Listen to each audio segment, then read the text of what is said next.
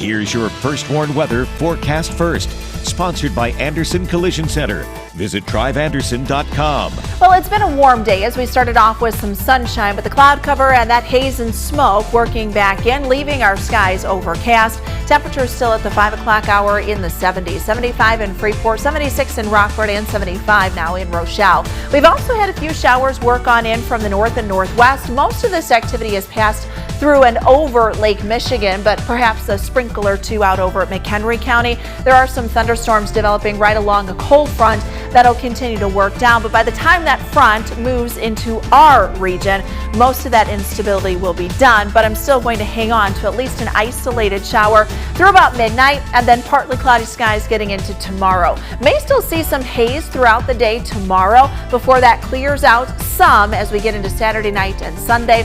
Nice looking weekend. A look at how long those comfortable temperatures will stick around in the First Warn forecast a little later. A verdict in a triple murder case in Belvedere. The man accused of killing 2 boys and their father. Plus, new businesses on their way to Freeport, how this is a bigger revitalization movement in the Pretzel City. And a Rockford aerospace company gives back to the community. Collins employees working to help senior citizens. Live from WTVO 17. This is Eyewitness News at 5. Good evening, I'm Mimi Murphy. And I'm Wendell Edwards. We thank you for being here. Tonight at 5, a Boone County jury delivers a verdict in the trial of a 28-year-old Huntley man. The decision comes at the end of a 7-day murder trial. Alize Smith has been found guilty of 3 counts of first-degree murder. Smith was convicted in the shooting deaths of Andrew Hint and his 2 sons, 7-year-old Benjamin and 5-year-old Sebastian. In December 2021, the Hints were found dead inside their Belvedere home. Police say Smith was seen leaving the home on a doorbell camera and that he was driving Hint's truck on a Chicago tollway. Prosecutors say the 2 men were involved in selling marijuana, and Smith owed Hint $10,000 at the time of the murders. Smith now faces a mandatory life sentence. He's due in court for sentencing in July. Time is running out for lawmakers in Springfield. They have yet to reach a budget, and the session ends at midnight tomorrow. Governor Pritzker's proposed budget is $500 million short. The governor says he will veto any budget that increases taxes on individuals, corporations, or raises the state's sales tax. He also ruled out creating a new sales tax on services. All this as the state faces further cuts in federal funding. A circuit court judge in Winnebago County bars the city of Rockford from using a rule meant to curb gambling levels. Judge Lisa Fabiano issued the ruling following a lawsuit accusing Rockford of refusing to license a 6th gaming terminal. Illinois' Video Gaming Act allows any business with a liquor license to install up to 6 slot machines. To combat the rising number of slots in Rockford, City Council passed an ordinance requiring venues to derive at least half of total revenue from food and alcohol sales. Judge Fabiano ruled the city lacks the authority to regulate video gaming, saying this power resides with the state. If you visit Freeport in the next month, don't be surprised if you see a few new businesses. The Pretzel City's welcoming several new businesses in the coming weeks. Eyewitness News reporter Blake Dietz was in Freeport today for a store ribbon cutting. Blake, this is part of a bigger movement to revitalize the city? Yeah, that's right. Business leaders tell me that they've been working hard to attract businesses to Freeport. And they tell me this summer the seeds of their labor are beginning to finally blossom. Now, the Pretzel City is seeing an influx of new businesses. That's according to Greater Freeport Partnership Business Engagement Director Bill Clow. Affordable real estate and ample opportunities have attracted entrepreneurs from Beloit to Chicago to open shops in Freeport. But there's also been a coordinated push between the city and partnership to bring businesses in. A steady drive of new businesses. I think that part of it is one of the things that both the city and the Greater Freeport Partnership have been doing is trying to get the word out about the advantages of Freeport and Stevenson County and affordable real estate, business-friendly climate, and trying to get make it easy for businesses to start. We've had also a lot of entrepreneurs that are starting businesses. Now, I'll have more from business owners about what they've seen in Freeport coming up in the full story at 6. Mimi? All right, well, look forward to that. Thanks, Blake. Collins Aerospace teams up with Lifescape Community Services to help local senior citizens in the state line. So more than 130 Collins employees spent the day providing yard work and cleanup at 15 local homes of seniors who needed assistance. It's part of the company's annual Day of Caring event. All tools and supplies were supplied by Collins. One volunteer who's been with Collins for 28 years says the homeowners often get emotional from all the help. Many times at the end, they make you tear up because they're so very grateful for what we're doing. A lot of times their family can't help them or whatever, and many of these yards used to look really nice, and for other reasons, age and all that, they can't do it anymore. And so it's very rewarding. This is the 7th annual Collins Day of Caring. A state line manufacturer is celebrating a major project over a year in the making. Ingersoll Machine Tools was tasked by the Army Corps of Engineers with creating a unique project consisting of a 3D printer and a CNC mill. While the company primarily focuses on large-scale machines, the Army requested Ingersoll make this device small enough to fit into a military cargo container. Company leaders say the Army didn't give many details on what the device was to be used for. So the whole idea about this is that they can use this wherever they need to use it, whenever they need to use it, for what they need to use it for. The Army didn't give us a lot of detail about what they wanted to use it for. They said we need it to be this level of functionality, this size of functionality, and it needs to fit inside this size of a box. Ingersoll collaborated with Rockford Army Surplus for an event celebrating the completion of the project at the store today. The State Line Golf Course has some new owners, and a celebration was held to honor this and the course's history.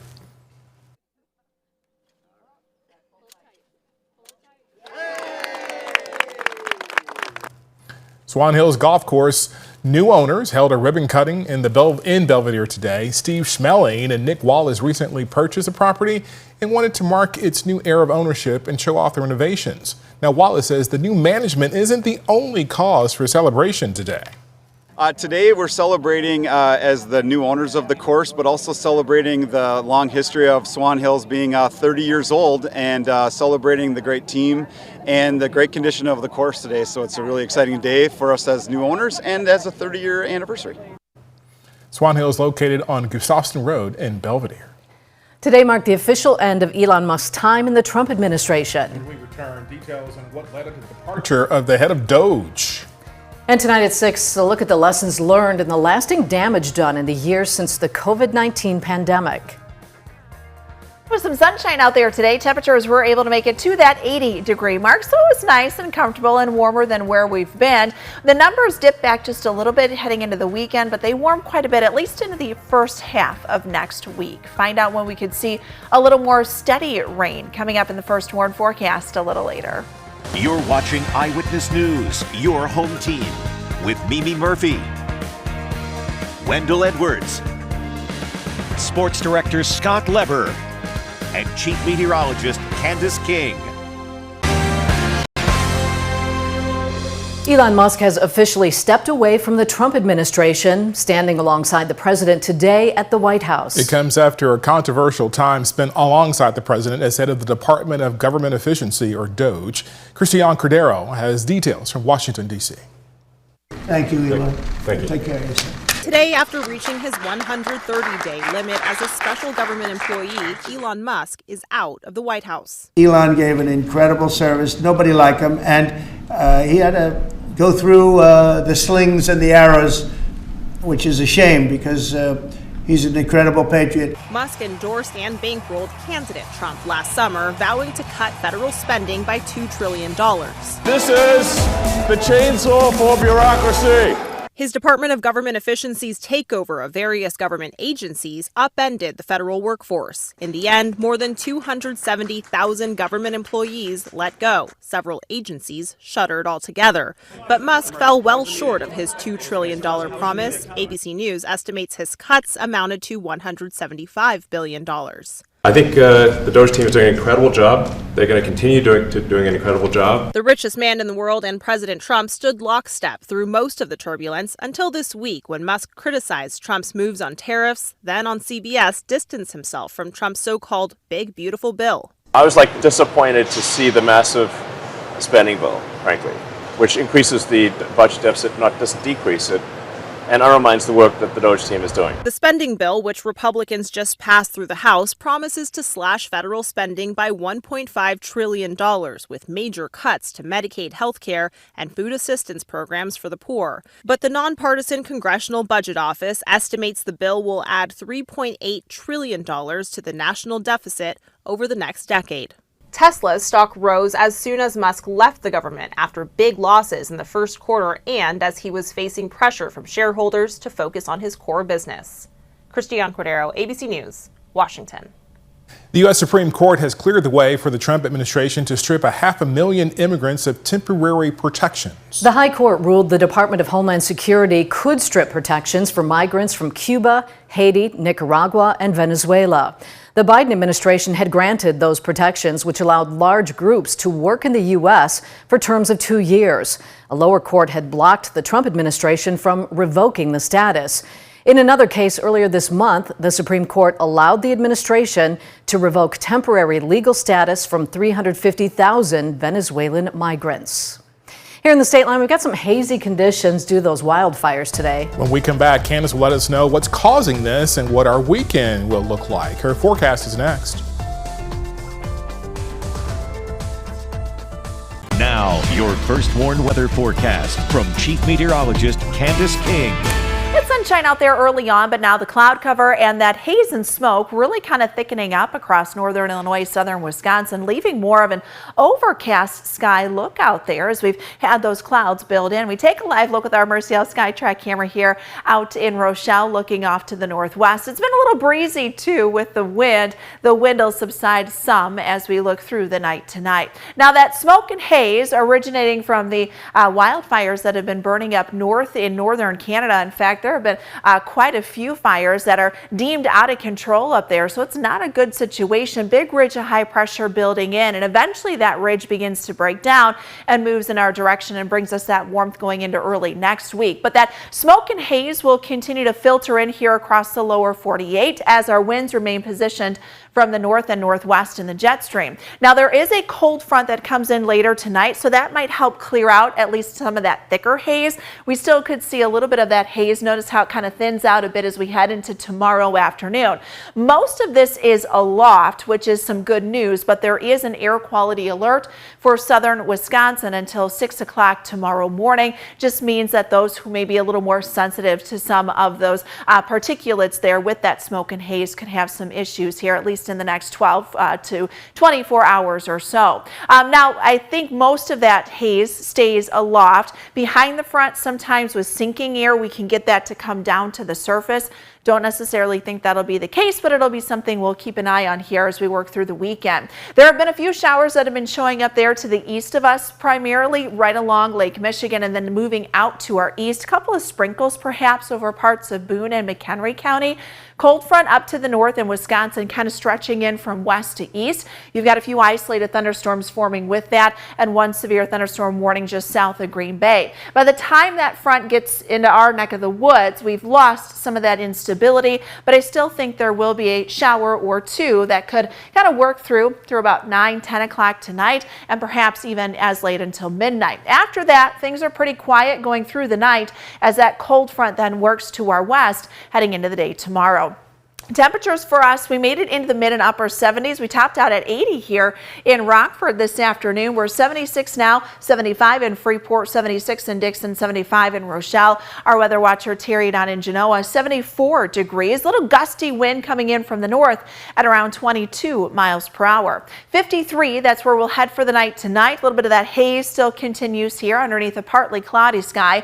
Looks like it should be a pretty decent weekend. 75 for tomorrow. Again, I think our rain chances for tomorrow remain limited as that front pushes out towards the Mississippi River. If it stalls a little bit in northwest Illinois, then perhaps an isolated shower out to the west of us with the heating of the day, but we're looking pretty dry, and high pressure then moves in on Sunday, which should give us some pretty comfortable weather and temperatures in the upper 70s. So overall, it's going to be a pretty nice weekend. After that, the heat will return as our winds shift around to the south as we head into Sunday night and then going going into Monday. Notice by Sunday, we've still got that northerly wind, but it begins to shift on the backside of that high for Monday, bringing temperatures into the upper 80s. In fact, could see some numbers close to 90 in a couple of spots, especially by the time we get into Tuesday. But there is a cold front that comes in Tuesday night into Wednesday. Notice a drop in the temperature there. We've got some rain that comes in as well, and we may see those numbers in the 70s through the rest of the week.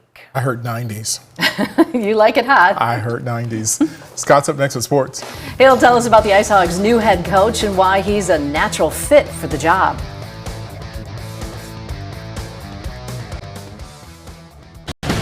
Now sports with sports director Scott Lever. The Blackhawks got their new head coach for next season, and now the Ice Hogs have theirs. He is former Ice Hogs assistant coach Jared Nightingale. Nightingale was on the Ice Hogs coaching staff from 2021 through 2024. He also played for the Ice Hogs as a defenseman for one season in 2013-14. He was the team's captain that season. Last season, Nightingale had his first head coaching job in the ECHL with the South Carolina Stingrays, and what a job he did. He guided South Carolina to the best record in the league. Blackhawks general manager Kyle Davidson calls Nightingale a natural leader. Ice Hogs assistant coaches Rob Klinkhammer and Josh McNevin are being retained to work under Nightingale. Well, the Cubs opened a weekend series against the Reds today at Wrigley Field. It was not Colin Ray's day. T.J. Friedel led off the game by taking Ray out of the yard for a 1-0 Reds lead. In the fourth inning, Ray gave up another home run to Tyler Stevenson. The Reds eventually held a 6-0 lead. Cubs made things a bit interesting late, but they lost 6-2. Well, the Bears have wrapped up OTAs for this week. Montez Sweat says he's determined to bounce back this year after recording only 5.5 sacks last season. I guess you can you definitely use it as motivation, knowing that you didn't have the as good a year as you wanted to or could have. So it's in the back of my mind, but I'm sincerely just moving forward, working on what's next. There was absolutely nothing wrong with Xavier McKinney's season with the Packers last year. What a first year he had in Green Bay. He had 88 tackles, a whopping 8 interceptions, and even had a sack from his safety position. He just wants to duplicate that. Really, it's just going to be the same. I'm not going to let off the gas for nothing or nobody. And, that same intensity, that same energy, it's going to stay the same. Obviously, I know, what I want to accomplish by the end of my career. And I know that, in order to hit that goal, these years are going to matter. That's sports. We'll be right back. Our first warning interactive radar brought to us by Rockford Glass and More. We've got plenty of cloud cover overhead and a few showers that have been trying to show up, maybe a sprinkle or two, especially east and southeast of Rockford. Temperatures as we go through the night tonight will drop down into the low 50s. We're up to 75 for tomorrow. Should be a pretty nice weekend with some of the heat returning at least early next week. Thank you, Candace. And thanks so much for joining us. We'll see you again at 6.